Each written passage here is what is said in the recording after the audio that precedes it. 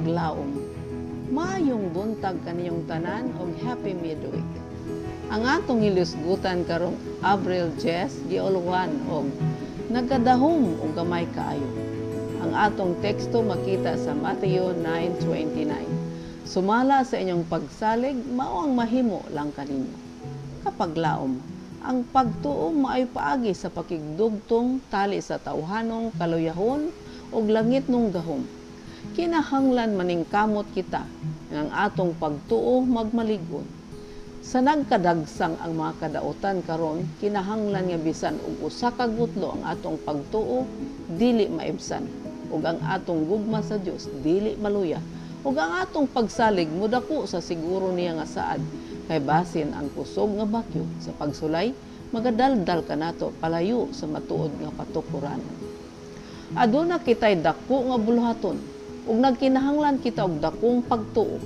Pinaagi sa pakigsandurot kauban sa Ginoo ang atong pagtuo mapalig-on ug ang atong pagsulay pinaagi sa pagtuo magapamatuod ug mautimaan sa atong kadaugan. Adunay dako nga buhat nga buhaton dinhi kanato. Kanunay atong ipasakop ang atong kabubuton ngadto sa kabubuton sa Dios. Ang atong dalan ngadto sa dalan sa Dios. Pinaagi sa pagtan-aw ingon sa usa ka salamin, ang himaya sa Ginoo magausab kanato sama sa dagway gikan sa himaya ngadto sa himaya. Pinaagi sa espiritu sa Ginoo. Dili kita magpaabot og gamay, kayang unya ang atong madawat sumala lamang sa atong pagtuo. Dili kita magasalig sa atong kaugalingong mga pamaagi, sa atong mga plano ug sa atong mga ideya. Ang makahasol nga mga sala kinahanglan daugon ug ang daotan nga batasan mabuntog. Ang mga sayop nga kinaaya o mga pagbati kinahanglan ibton aron ang balaang espiritu nga mga gawi o pagbati igahatag sa espiritu sa Ginoo. Ang pagtuo buhi nga pagtuo kinahanglan maato.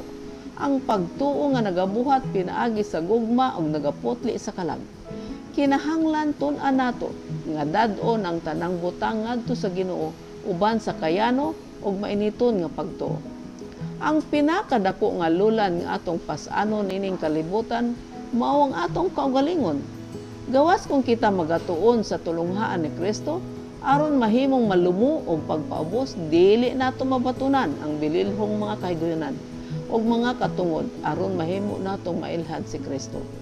Ang kaugalingon maoy pinakamalisod nga butang nga kinahanglan atong dumalahon. Sa pagbutang sa mga lulan dili nato kalimtan nga ibutang ang atong kaugalingon sa tiilan ni Kristo. Itugyan ninyo ang inyong kaugalingon kang Hesus aron mahimong sundanan o gulmahon niya aron kamo mahimong sudlanan ngadto sa kadungganan.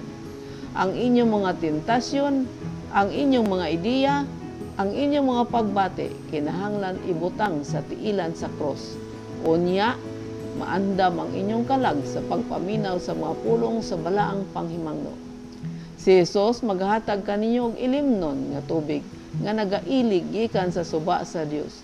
Ilalom sa makapahumok ug makasanta nga impluwensya sa espiritu ang inyong pagkabugnaw ug kabalaka mga hanaw.